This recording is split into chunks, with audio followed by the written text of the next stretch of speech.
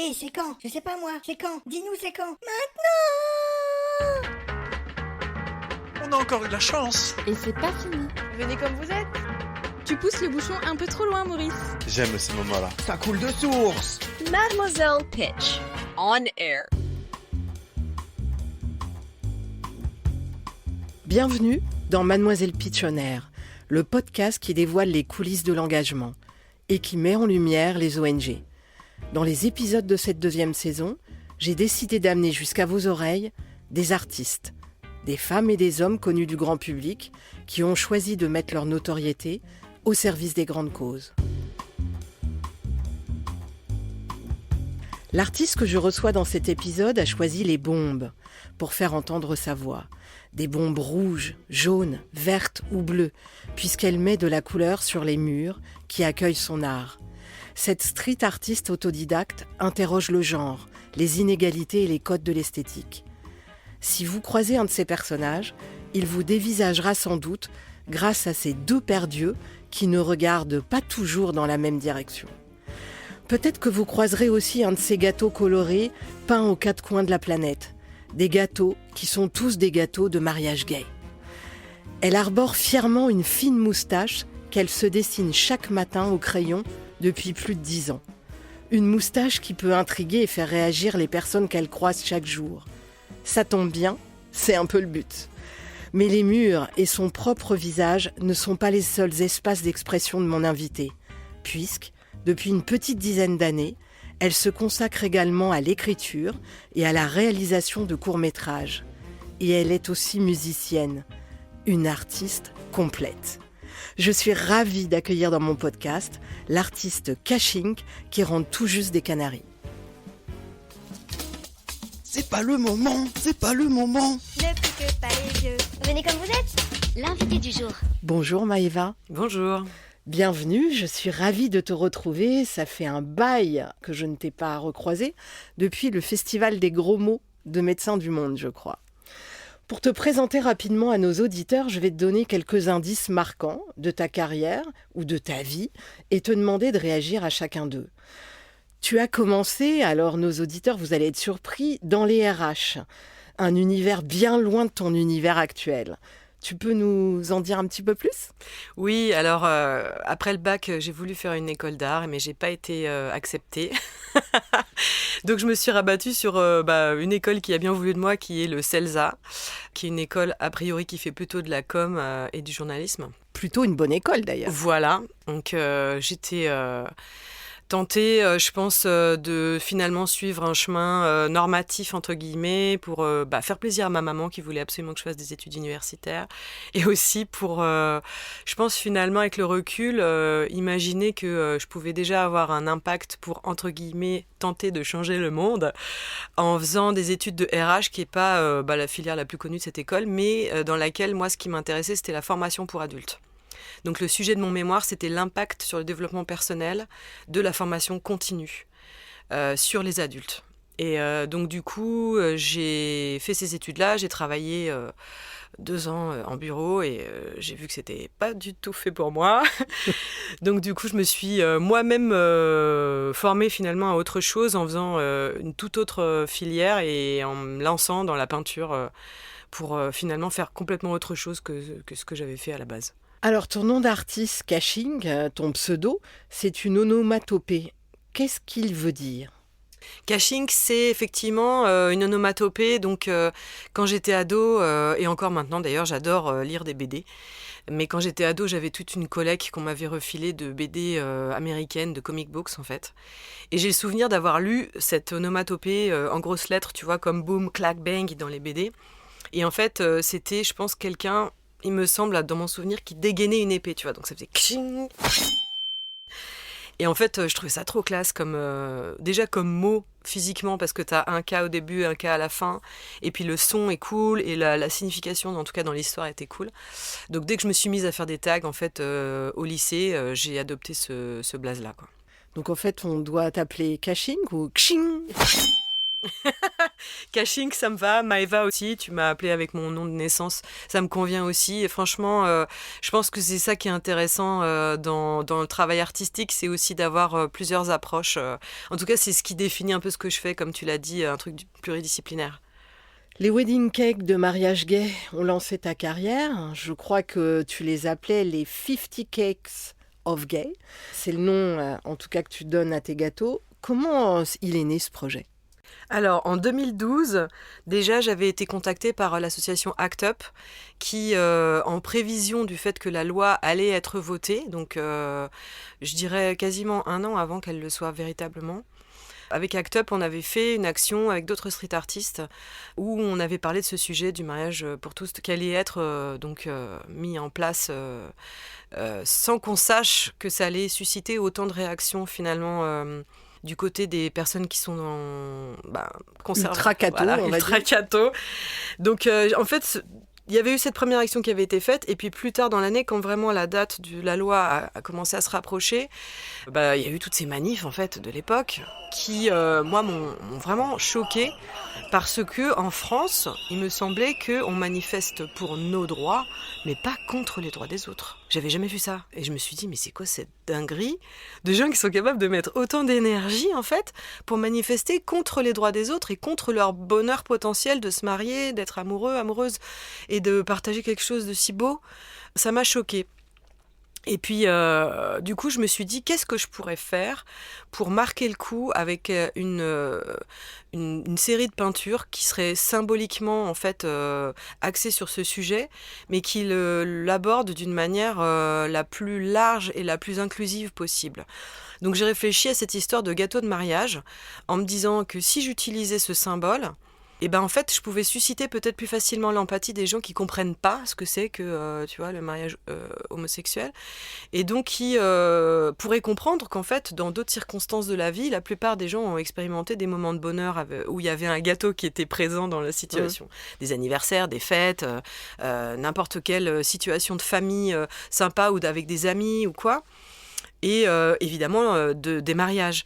Et donc je me disais qu'avec un symbole gourmand, coloré et facile à comprendre, plutôt pop, tu vois, il y avait moyen de faire passer un message intense, profond, mais d'une manière légère.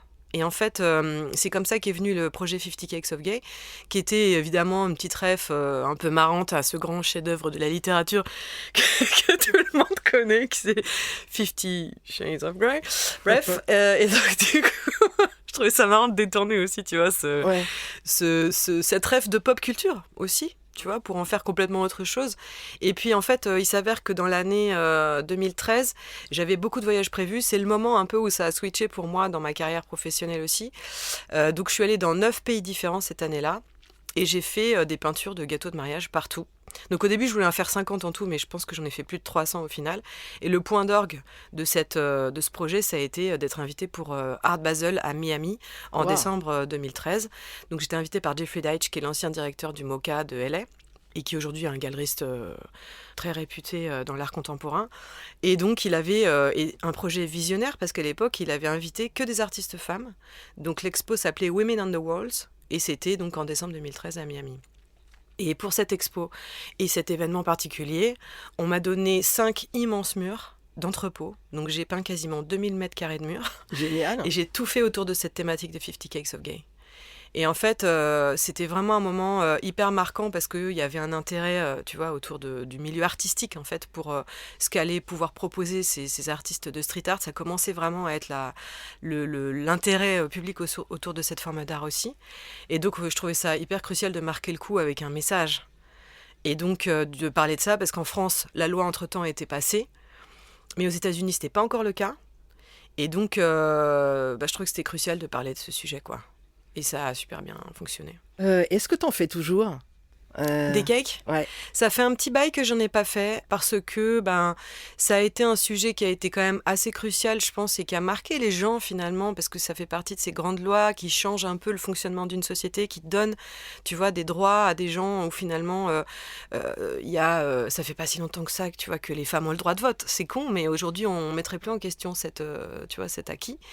Et en fait, je pense que le mariage pour tous, il a vraiment été voté aussi dans cette perspective-là ça marque l'histoire, tu vois. Et ça marque un tournant, finalement, dans quelque chose qui avant paraissait inacceptable et qui maintenant est complètement acquis. Zéro tracta, zéro blabla. On a encore eu de la chance. J'aime ces moments-là. La question sérieuse. Alors Maëva, comme l'engagement est quelque chose de sérieux, parlons des origines de ton engagement. Ton premier souvenir de générosité enfant. Petite fille, est-ce que tu étais généreuse, plutôt révoltée? Tes parents étaient-ils engagés? Dis-nous. Alors, mes parents étaient engagés. Alors, c'est toute une histoire. Parce que ouais, j'ai des parents profs, donc qui étaient évidemment, comme à peu près tous les profs, surtout dans les années 80-90 de gauche, qui aimaient la culture et qui m'ont, tu vois, exposé assez tôt à la culture. Donc c'était très cool. Ensuite, je vais pas m'appesantir là-dessus, mais mon père a vrillé et il est devenu totalement conservateur. Un peu du jour au lendemain. Et donc du coup j'ai été exposée à cette vision qui était plutôt d'extrême gauche, entre guillemets trotskiste avant, et après tout à coup il s'est mis à écouter Radio Courtoisie et à lire Valeurs Actuelles. Ne me demande pas pourquoi, je ne sais pas ce qui s'est passé dans sa life, mais en tout cas je pense que chez certaines personnes il y a un moment dans la vie où tout à coup ils se disent c'était mieux avant, et puis ils deviennent réac. Ouais. Et c'est dommage, parce qu'en fait ça te coupe de beaucoup de joie, tu vois. Bon. Après, c'est mon histoire personnelle, je sais pas si c'est l'histoire de beaucoup de gens, mais en tout cas, pour revenir à ta question, en dehors de cette parenthèse perso, j'ai l'impression que dès l'enfance, j'ai été très sensible aux injustices.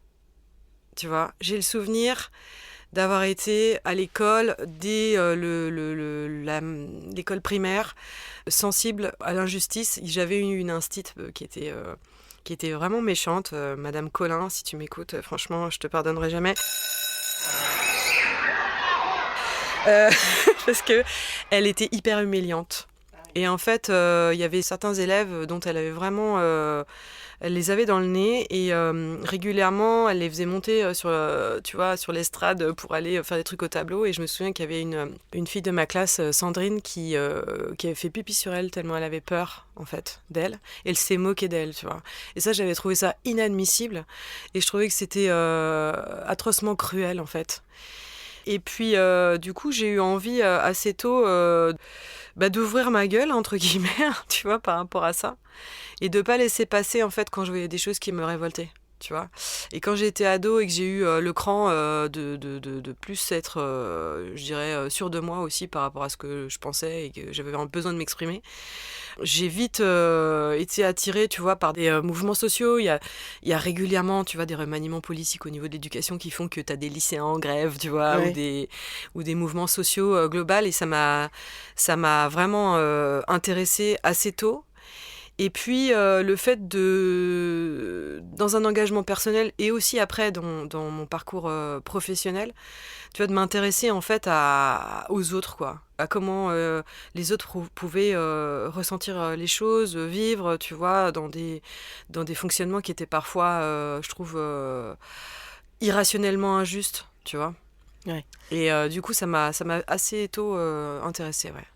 Et quand tu étais ado, vers 16-17 ans, est-ce que tu étais déjà sensible aux injustices? Apparemment oui, puisque ça t'a frappé en primaire, et aux différences de genre, comme aujourd'hui. Je pense que quand j'étais au collège, lycée, quand j'étais ado, c'était pas des sujets qui étaient tellement abordés, tu vois. Donc même si ma mère était une ancienne hippie qui avait vécu sa jeunesse dans les années 70 et qui aurait pu finalement me parler de féminisme de son époque, elle avait quelques bouquins, tu vois, donc je me souviens d'avoir feuilleté ces bouquins.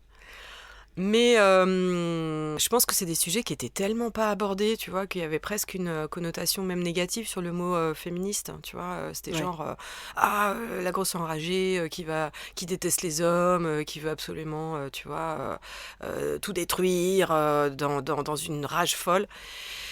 Et je pense que j'avais conscience qu'il y avait des différences entre les genres, mais moi j'étais un peu garçon manqué, donc je voguais dans plein d'univers, et j'ai vogué dans plein d'univers plutôt masculins, tu vois, dans le milieu du skate, dans le milieu de la musique métal, punk, hardcore, où il y avait une majorité de mecs, et ensuite dans le graffiti, majorité de mecs. Donc du coup, je pense que c'est une conscience que j'ai eue peut-être au fond de moi, mais qui s'est vraiment matérialisé quand ces sujets ont commencé à être, tu vois, abordés d'une manière vraiment plus globale et que du coup, c'était OK d'en parler.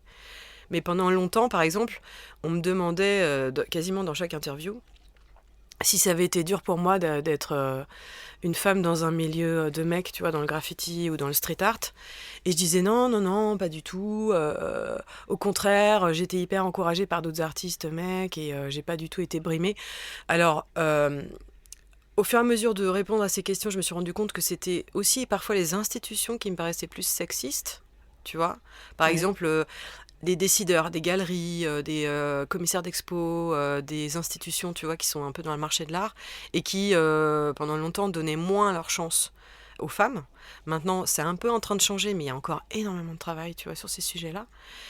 Et auprès de mes pairs, ben oui, j'ai quand même été confrontée à des petits trucs sexistes, tu vois, on te fait une remarque sur la taille de ton boule quand t'es en train de peindre en haut d'une échelle.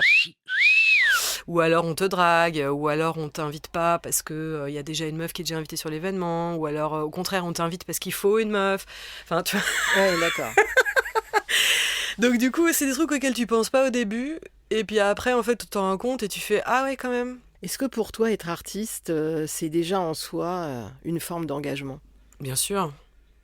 Alors, de mon point de vue personnel, totalement, parce qu'en fait, je peux pas imaginer pratiquer l'art sans réfléchir à ce que ça veut dire. Tu vois, parfois même ça m'a bloquée parce que je me suis beaucoup pris la tête à comment je vais faire passer tel message. Est-ce que ça va vraiment être clair ? Est-ce que les mots que je vais choisir vont vraiment parler au plus grand nombre ? Est-ce que les images même que je vais choisir de peindre vont pouvoir parler au plus grand nombre ? Tu vois ? Ça a toujours été mon souci en fait de jamais être dans un aspect clivant, tu vois, dans mon travail. C'est pour ça que je peins des personnages qui ont plein de couleurs, tu vois, et qui sont aussi inspirés de la tradition des masques, parce que j'ai trouvé assez vite que la tradition des masques, elle existe dans quasiment toutes les cultures du monde, donc que tout le monde peut la comprendre, et que tout le monde peut potentiellement s'identifier à ça, et que du coup, ça permet d'explorer des choses qui puissent être intersectionnelles. Après, je dis pas que tous les artistes doivent obligatoirement s'engager, mais je pense que si, encore une fois, tu pratiques une forme d'art public, ton art, il a un impact sur les gens. Alors, à quel moment tu as commencé à être sollicité par des causes ? Je pense que le concept que j'avais développé avec 50 Cakes of Gay, il a été tellement marquant, et à l'époque, personne ne faisait trop ça. Il y avait vraiment que Banksy qui se lançait dans des œuvres ou des séries d'œuvres, tu vois, qui parlaient de sujets de société. Du coup, assez vite, on m'a sollicité par rapport au fait que je m'étais engagée vraiment fortement, tu vois, dans cette direction-là. Et j'ai été approchée par d'autres associations qui, je pense, étaient sensibles au fait que je pouvais mettre en image des idées, tu vois, qui parlaient d'injustice en général. Je pense que ça a été assez progressif, mais tu vois, à l'époque aussi, avec la voix de l'enfant, j'avais fait des actions. Il y avait aussi toute une époque qui est un peu révolue aujourd'hui, où on sollicitait facilement les street artistes pour participer à des ventes aux enchères au profit, tu vois, d'œuvres caritatives ou d'associations. Et donc, à l'époque, j'avais participé à des ventes aux enchères sur des sujets, tu vois, de société ou par rapport à des événements. Je me souviens notamment de Haïti. Il y avait eu des grosses catastrophes naturelles en Haïti il y a une dizaine d'années, donc on m'avait sollicité pour ça. Et puis petit à petit, en fait, du fait que je m'exprimais assez facilement aussi sur le fait que ça m'intéressait de m'engager sur ces causes, j'étais approchée par Amnesty International, notamment aussi il y a 10 ans, sur une campagne qui parlait des droits reproductifs. Donc à partir du moment où je me suis engagée sur plusieurs champs, et que en plus, dans les sujets de société, sont arrivées la question des droits des femmes, de plus en plus fort, tu vois. Oui. Du coup, c'était l'occasion, je pense, de pouvoir marquer le coup, et que, comme moi, c'était un sujet qui m'intéressait particulièrement, du coup, on me sollicitait régulièrement.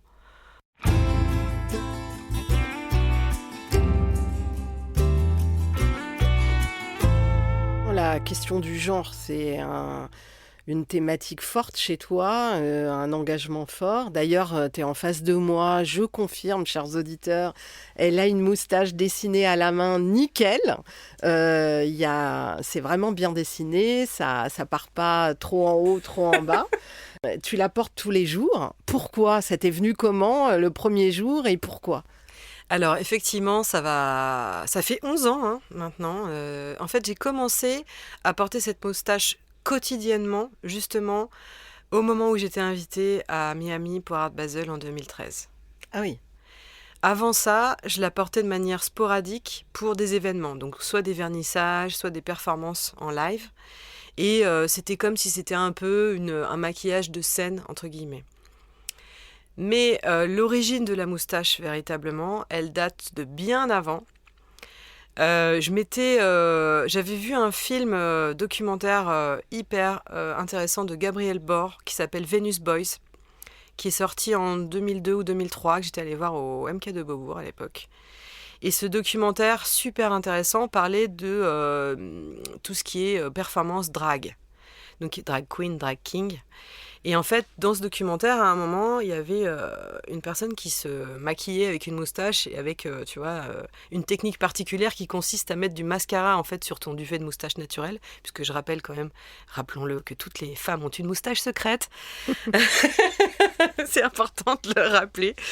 Donc tu brosses ta moustache secrète avec ton mascara et tout à coup, en fait, ça devient une moustache visible, tu vois. Donc dans le documentaire il y avait ça et j'ai trouvé ça trop cool, tu vois, la manière dont ce visage se transformait tout à coup. Je me disais ah ouais, c'est rigolo et tout, j'ai envie d'essayer, tu vois. Et j'étais rentrée chez moi et j'avais essayé et je m'étais regardée dans le miroir et je me suis dit waouh, mais c'est moi, je me reconnais. Tu vois, comme quand tu essaies une nouvelle paire de lunettes, une nouvelle coiffure, une nouvelle fringue, tu vois, et tu te regardes dans le miroir et tu fais ouais, ça c'est moi, tu vois. Et en fait, ce que ça m'avait montré, c'était que je pouvais explorer aussi ce côté, tu vois, que j'avais toujours eu de garçon manqué, même si c'est pas une expression très heureuse. Mais je me suis toujours sentie comme ça, un peu entre deux trucs. Enfant, je me souviens que j'adorais, tu vois, me saper, j'adorais les habits, mais je me sentais aussi bien en jean, basket, t-shirt, que genre de temps en temps en jupe ou en robe où je m'amusais à tourner sur moi-même pour montrer comment ma robe ou ma jupe tournait, tu vois, et je prenais autant de plaisir en fait finalement à être dans des trucs de garçon un peu que je prenais du plaisir à finalement explorer des trucs de maquillage même à la maison, tu vois. Et je me souviens que ma mère, elle avait des vieux crayons de maquillage qui dataient des années 70 où c'était des crayons gras, tu vois. Et je me souviens que quand j'avais genre je sais pas, peut-être 8-9 ans, je m'étais maquillée. De temps en temps, je me mettais devant le miroir et je me maquillais avec ces crayons, tu vois. Et je me maquillais pas avec des traits typiquement féminins. Tu vois, j'explorais en fait qu'est-ce que je pouvais faire sur mon visage comme type de maquillage avec ces crayons. Donc ça pouvait être dessiner des fleurs, tu vois, rajouter des points sur mes joues, ça pouvait être...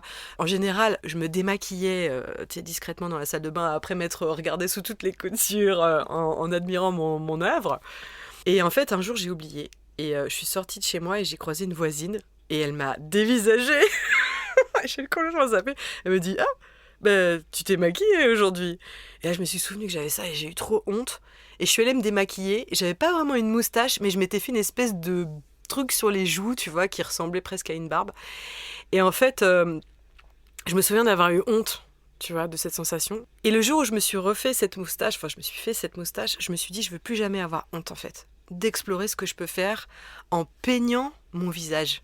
Parce que finalement, peindre des murs, peindre un visage, pour moi, finalement, c'est un peu... c'est pas la même chose, mais c'est une forme d'art public qui est visible du plus grand nombre et qui, maintenant que j'ai ce parcours, en plus, transmet un message particulier, tu vois, sur ce que je veux dire. Donc c'est un geste militant, alors, du coup. Ouais, j'aime bien le mot activiste parce que dans le mot activiste, il y a la notion d'action. Et je trouve que quand, du coup, tu t'octroies le droit de faire ce que tu veux avec ton apparence, et qu'en plus, t'oses le faire de manière publique, et ben tout à coup, tu déconstruis beaucoup de choses que tu te dis que t'avais pas le droit de faire avant, et que tu te rends compte qu'en fait, il y a que toi qui décides de ce que t'as envie de faire ou pas.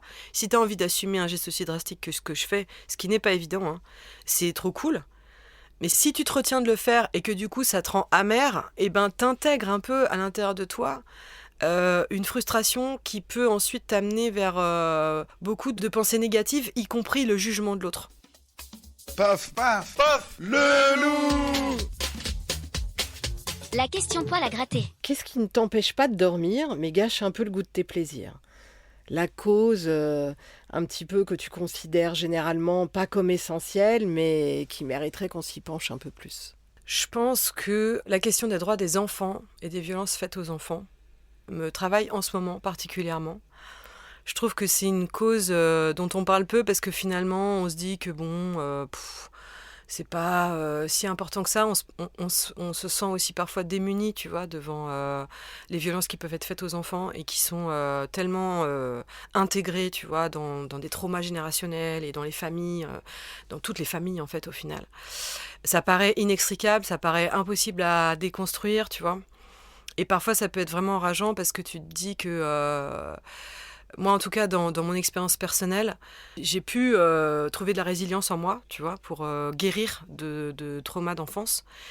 Et je suis sensible, quand je fais des ateliers auprès de jeunes publics, à faire en sorte que les personnes qui sont en face de moi puissent comprendre que c'est un vrai sujet et qu'ils ne sont pas seuls. Tu pousses le bouchon un peu trop loin, Maurice. Vous les copains, je ne vous oublierai jamais. Coucou. Au revoir, président.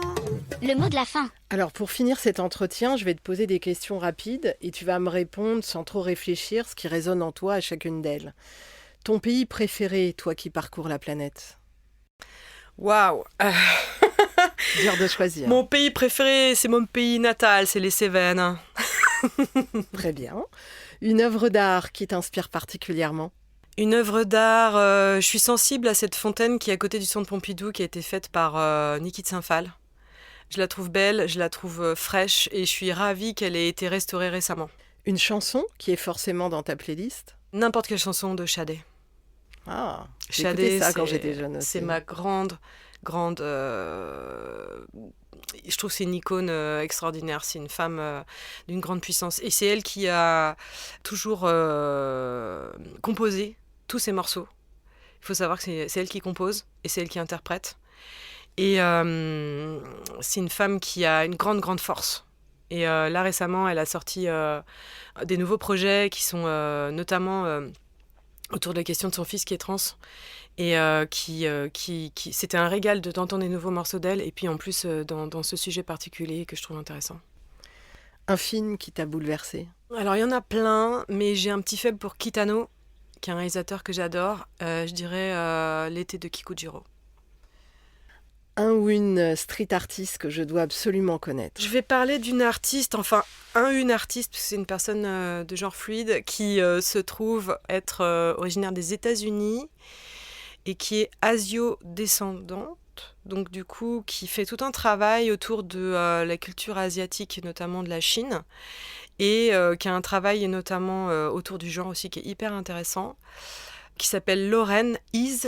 Son nom d'artiste sur les réseaux, c'est Squid Liquor. Et c'est une personne dont j'admire beaucoup le travail. Et on s'admire mutuellement, donc c'est vraiment parfait. Avant de se quitter, parle-nous de tes projets. Quels sont les prochains murs que tu vas graffer? Alors là, j'ai des murs qui sont prévus. J'attends encore confirmation, mais il est possible que je parte à Budapest pour le 8 mars pour faire justement une peinture à l'Institut français. Et dans le cadre d'un événement autour de la Journée des droits des femmes, donc le 8 mars, il y a une projection aussi de films autour du travail de Niki de Saint-Phal.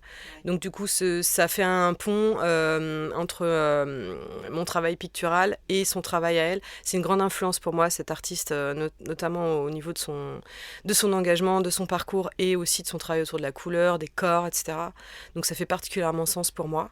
Et sinon, mon travail en ce moment, il est plus axé sur une nouvelle pratique qui est la mienne depuis que la pandémie m'a un peu bloquée à un moment, tu vois, je pouvais plus voyager, je pouvais plus peindre dehors, plus personne ne pouvait être dehors. Hein.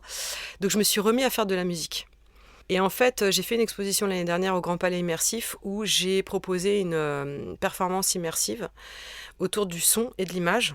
Donc les images que je projette, c'est des images qui sont totalement inspirées de mon travail de street art. Mais en même temps, je propose de la musique expérimentale où j'utilise des bombes de peinture pour produire du son. Ah oui. Tu vois, donc j'étends un peu mon univers artistique à autre chose, parce que ça fait 20 ans que je peins des murs et que j'ai besoin, tu vois, de trouver mon compte artistiquement en étendant mon univers sur d'autres approches sensorielles aussi, et aussi pour tout simplement réduire l'impact environnemental qui est le mien, parce que dans ma pratique, il ne faut pas l'oublier, j'utilise des bombes de peinture et c'est pas génial pour l'environnement. Donc je trouve que c'est intéressant d'être dans ce questionnement aussi de comment tu peux continuer à pratiquer une forme d'art public et engagé comme c'est mon cas, mais sous d'autres formes. Performance musicale que tu avais exercée au Festival des Gros Mots d'ailleurs. Exactement. Et voilà, c'est déjà la fin de notre voyage ensemble et de cet épisode de podcast.